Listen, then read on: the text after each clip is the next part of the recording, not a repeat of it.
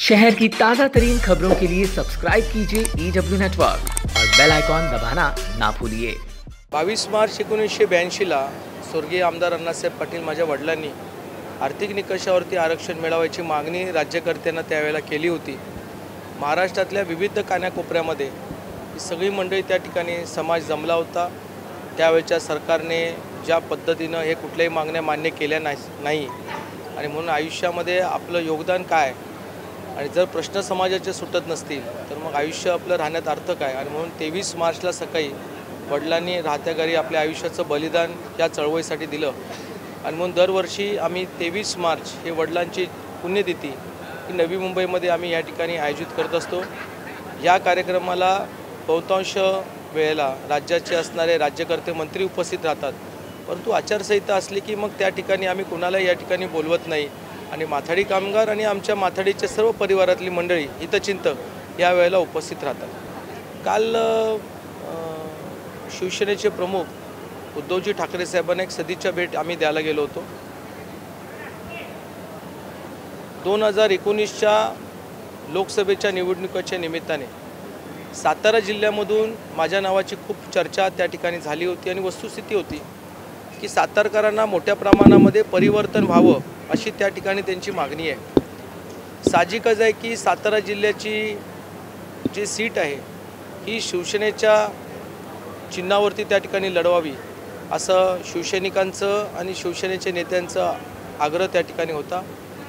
23 आणि 25चा जो फॉर्म्युला होता या फॉर्म्युल्याला अनुसरून राज्याचे मुख्यमंत्री आदरणीय देवेंद्रजी फडणवीस साहेब व शिवसेनेचे प्रमुख उद्धवजी ठाकरे साहेब उद्या एक खूप असा धोरणात्मक निर्णय काहीतरी घेतील आणि त्या निर्णयामुळे मला यदाकदाची जी काही जबाबदारी मिळेल, कारण अजून काही जबाबदारी निश्चित झालेली नाही आहे, परंतु जर जबाबदारी दिली तर मला त्या निवडणुकीच्या रिंगणामध्ये उतरावं लागेल।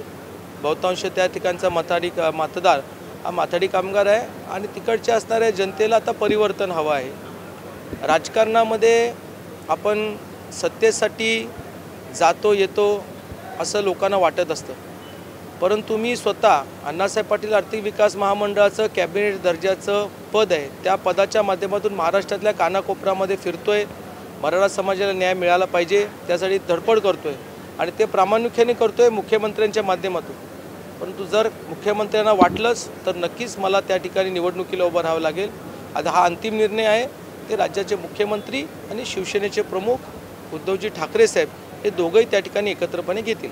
मोदी साहेबांना परत एकदा देशाच्या पंतप्रधानपदी मोठ्या संख्येने त्या ठिकाणी विराजमान करावं आणि ह्या देशाच्या असणाऱ्या लाखो जनतेची सेवा करायची संधी द्यावी हा संकल्प, या संकल्पनेमध्ये उद्धवजी ठाकरे साहेब आहेत आणि देवेंद्र फडणवीस BJPचे आहेत।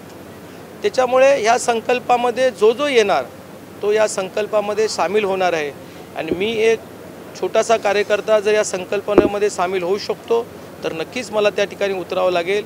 बाहेरून लोकांना मार्गदर्शन करण्यापेक्षा स्वतः कधीतरी मैदानात उतरलं पाहिजे। मुख्यमंत्री जो निर्णय घेतील त्या मैदानामध्ये मी उतरेल।